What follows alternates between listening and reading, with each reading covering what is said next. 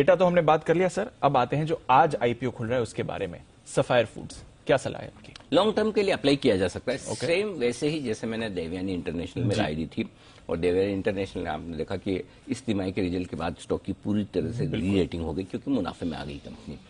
Similar business model है, almost similar size है, देवयानी से 15%, 10-15%, 20% छोटी कंपनी है, बाकी और कोई फर्क नहीं है। लेकिन लॉन्ग टर्म के लिए क्यों पैसा लगाना, और नए जमाने के बिजनेस, पहली चीज समझ लीजिए करती क्या है company. QSR, quick service restaurant जो है, अगर आप डोमिनोज में जाकर पिज्जा खाते हैं, सॉरी पिज्जा हट, डोमिनोज तो जुबिलेंट का है, पिज्जा हट, टेको बेल्स, फिर KFC, ये सारी ब्रांड से इनकी फ्रेंचाइजीज ये ओन करती है। ये भी करती है, देवयानी भी करती है, दोनों एक ही तरह के बिजनेस में। फर्क सिर्फ इतना है कि ये कंपनी हिंदुस्तान के बाहर भी कर रही है, श्रीलंका और मालदीव्स, दो जगह भी अगर आप छुट्टियां मनाने जा रहे हैं तो वहां पर डोमिनोज और KFC के आउटलेट्स होंगे, तो कुछ सफायर फूड्स के भी हो सकते हैं।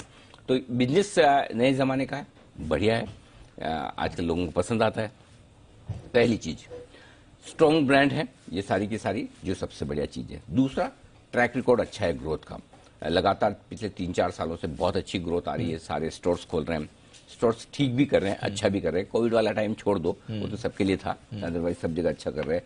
आगे भी ग्रोथ पोटेंशियल काफी अच्छा है, कंपनी के पास कैश है। थोड़े से वक्त पहले इन्होंने 400-450 करोड़ रेज किए थे, अभी फिर से रेज कर रहे हैं पैसा, तो कंपनी के पास में पैसा काफी रहेगा, और वो पैसा इनके ग्रोथ में काम आएगा। 2100 करोड़ अभी ले रहे हैं, तो 2500 करोड़ के आसपास, 2600 करोड़ के आसपास पैसे हो जाएंगे, तो आगे स्टोर्स खोलने में मदद मिलेगी, ये अच्छा होगा।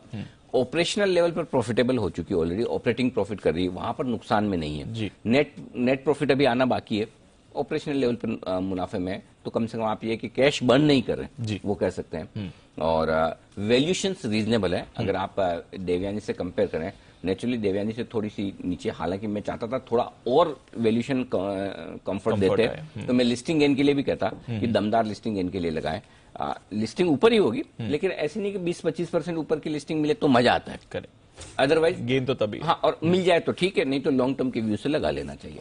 अब कुछ नेगेटिव्स हैं, वो भी आपको ध्यान में रखना चाहिए, मुझे दोनों बताने जरूरी होते हैं, ताकि आप एक समझदारी से डिसीजन ले सकें।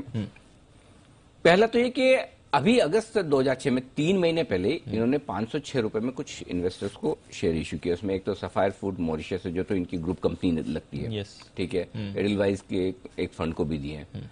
चलो कोई बात नहीं, आप 506 में इशू उनको अलॉट कर रहे हैं, और अभी 1180 में इशू ला रहे हैं, दुगुने से ज्यादा में 3 महीने में। कई बार होता है क्योंकि उनका 1 साल का लॉक इन पीरियड भी होगा। लेकिन प्रॉब्लम क्या है, वो पहले से इन्वेस्टर हैं, और वो ऑफर फॉर सेल में बेच रहे हैं, हाँ, वही इन्वेस्टर बेच रहे हैं, और पूरा का पूरा जो इश्यू है वो ऑफर फॉर सेल है। कंपनी को कोई पैसा नहीं जा रहा, कंपनी को कोई, माफ कीजिए मैंने गलत बोला कि 2100 करोड़ का इश्यू और एक्सपेंशन में काम आएगा, कंपनी को कोई पैसा नहीं जा रहा है। कंपनी के जो एक्सपेंशन में काम आएगा वो 400-425 करोड़ काम आएंगे।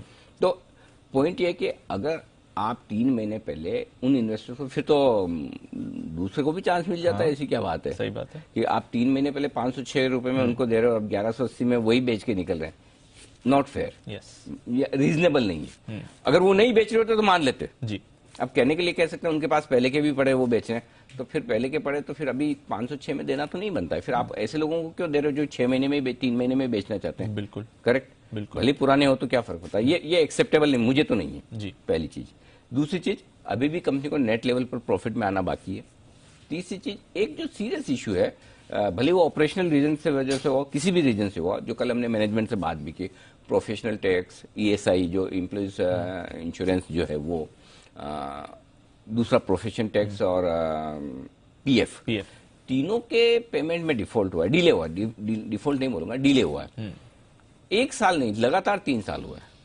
अब एक ही गलती लगातार रिपीट करेंगे, थोड़ा क्वेश्चन मार्क है, फिर इसका मतलब क्या सब कुछ ठीक नहीं है क्या? अब आई एम श्योर IPO आ रहा है, अब कंपनी लिस्ट हो रही तो उन चीजों को ठीक भी करेगी। कल वो जैन साहब उनके जो CFO थे उन्होंने बोला भी, पुरोहित साहब ने, लेकिन जो नेगेटिव है वो तो है, बताना पड़ेगा हमारे दर्शकों को। तो ये थोड़ी 2-3 चीजें हैं जो मुझे ठीक नहीं लगी, बट ओवरऑल आपको होलिस्टिक पिक्चर देखना है, लॉन्ग टर्म के लिए लगा सकते हैं। मैं उम्मीद करता हूं कंपनी प्रॉफिटेबल हो जाएगी नेट लेवल पर भी, और उस लिहाज से देवयानी काइंड का मॉडल है, तो मतलब थोड़ा थोड़ा दोनों स्टॉक आप ऑन कर लो, वैसा है। देवयानी से छोटी साइज है, और इसी हिसाब से 10-1% का वैल्यूएशन गैप छोड़ा है।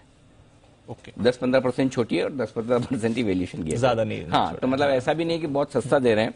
अगर थोड़ा 20% 25% का गैप दिया होता तो मजा आता, बट ठीक है, आजकल की सबको पता है पैसा मिलता है, लोग लाइन लगा के ले रहे हैं। इंडियन फंड्स नहीं लेंगे तो गवर्नमेंट ऑफ सिंगापुर और सब लगे हैं, एंकर इन्वेस्टर बिक जाता है, ठीक है, सही बात है। राम नाम की लूट है, लूट सके तो लूट।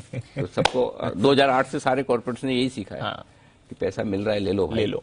बाद में जब आप, मुझे याद है 240 रुपए में QIP किया था GMR इंफ्रा ने, उस वक्त लाइन लगा के लोग खड़े थे स्टॉक देने को तैयार थे, 24 में कोई पूछता नहीं। करेक्ट, वैसा हाल तो वक्त वक्त की बात है, कभी देने वालों की लाइन लगती है, कभी लेने वालों की लाइन लगती है। अभी लेने वालों की लगी है तो दे दीजिए, बिल्कुल। तो लॉन्ग टर्म के लिए लगा सकते हैं पैसा, ठीक, बाकी लॉन्ग टर्म के लिए इन्वेस्ट कर सकते हैं। सफायर फूड्स आज से खुल रहा है ये IPO भी।